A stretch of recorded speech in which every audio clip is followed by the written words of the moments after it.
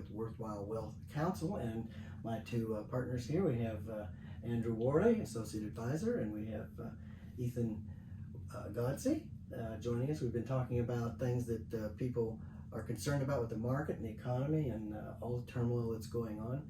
So Andrew, one of the things we talked about is the danger. Are we actually in danger of a recession? I know that's been on people's minds a little bit. What are your thoughts? Well, first, I think it's good to start with a definition of what is a recession. And the technical definition of a recession is 2 quarters, consecutive quarters, with negative GDP growth. Now, when you ask, are we in danger of a recession? Well, we've already had 1 quarter this year. The first quarter was a negative GDP growth, which was a surprise to most analysts. So the problem with the measurement of GDP only comes after the quarter. So we won't know how this quarter is going until the quarter ends, and we can look back and see how GDP was. So yes, we are possibly heading towards a recession, or could be in the middle of a recession and not know it yet. But that's a measurement. But the way I look at it is, all the growth we had starting with the bottom of the market in March of 2020, we've been on a rocket going up. We're traveling at 100 miles an hour straight up. Okay, that's the market and the economy as a whole. And at some point, that's not sustainable. It's going to have to slow down at least a little bit. Okay. So you're going from 100 miles an hour to 80 miles an hour. Well, at that point, because you've been going through all this growth, any slowdown is going to be interpreted as a recession. It's going to slow things down. It's going to feel like a recession, whether it is or not. Exactly. So things are going to slow down. So there'll be some decline in output because you're not putting out as much. So really, you're still traveling 80 miles an hour, but you went from 100 to 80, and that's kind of where we're at now. But there's other good signs in the market that are very strong. There's still lots of jobs out there that aren't filled. That's a good problem to have, because you have work and you need workers. New orders are still very strong. Home building is still very strong. So there's indicators that things are still very strong. People are still buying. Retail sales are up. You've got factories running at top performance and that kind of thing. Sure, and part of that, we see that is in our pocketbook with inflation. Things are costing more because there's more demand for these things. So while yes, we may be in a recession or about to have a recession, that doesn't necessarily mean that we're falling off a cliff. It means we're slowing things down. Right. The word itself garners a lot of attention, a lot of grief, a lot of anxiety about that. I agree. So that's our way of looking at the market. I know we were also discussing other professionals in the market and what they are doing in response to this noise. So what can you tell us about what's going on there? Well, it's interesting. Like we're talking about whether recession or not, those are economic trends, and of course we generally focus very much on the macro. What's the global economy? What is the speed of the U.S. economy? Is it doing well? Those kinds of things. And a lot of times we talk about what we call leading economic indicators.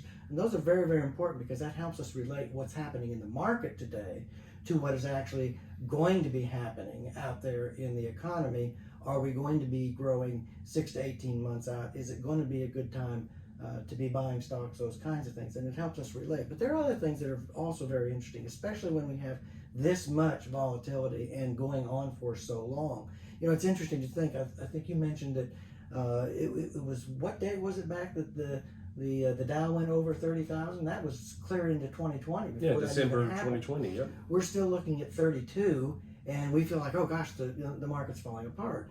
So one of the things that we look at, it's a very technical thing. I don't want to get into a lot of weeds about this, but it's called insiders trading. And what that means is we're looking at a gauge of people who are considered to be so insider that they are legally locked out from trading in their own companies' stocks, because they're beneficial owners, they're executives, they're managers.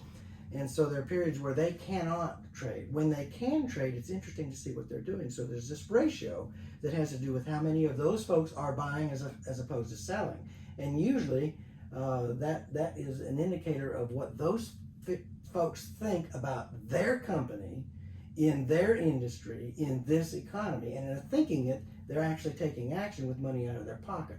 So it can be a really interesting guide. And it has not been as bullish as it is today since all the way back to 2020 at the bottom of the market. And so while the market, we believe, is trying to find a bottom, it's not crashing. It's not just going out. We're just going back, 6, 8 months to where it was and trying to find footing.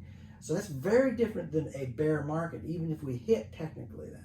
Also, we're going to talk about some other things, but we're looking for a bottom, and when that bottom comes, the likelihood of us continuing to move up is just as good, if not better, than slumping further into what we would call an enduring bear market. So that's one of the things that we find interesting during volatile times like this. But I know, Ethan, we were also talking about, well, what does this even really mean to our clients and their portfolios? How does this affect long-term investors? Sure. So something I think, there's 2 points I'd like to talk about with this. And the first one is, we whenever we bring on a client, is we inform them that their portfolio is built for this storm. This is not something that we are caught off guard by, and that whenever we invest a client's money, we invest it across 24 buckets or asset classes.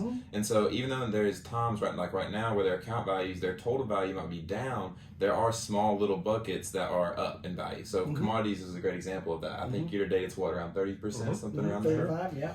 So, and that brings me to point 2, is what we call cost basis. Cost basis is what you pay for an actual security. Okay. And so, in these, since year to date, there's been some ups and downs, some volatility in the market, and so they might be down currently. But if you go back to a client that's been with us for 1 or 2 years, and you look back at their history, their cost basis is up. So what that means is that even though that temporarily their values are down, that over the past 1 or 2 years, the value of their investments are still trending upwards.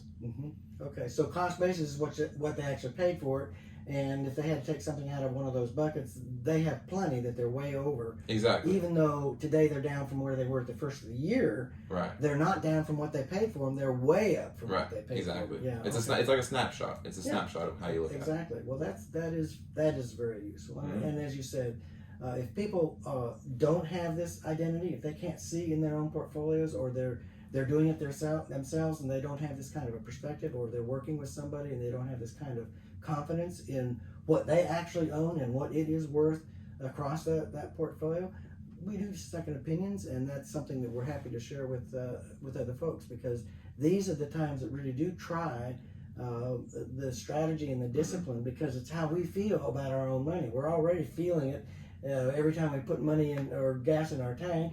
Every time we go to the grocery store, that's disconcerting. It upsets us. But we need to know that our long-term money is good, even through and especially in times like this. If somebody came in today for us and they were concerned about, is this a good time to invest in the market? We know what we would say. Absolutely, it's a good time, because we are inside traders in terms of that mindset. We do have confidence that there is going to be a bottom found in this market, that we're not necessarily tumbling into a recession, and that it's very natural to see why we are in the condition we are. So thanks a bunch, everybody, for putting your word in, and thank you for paying attention. Yeah. Thank you, guys.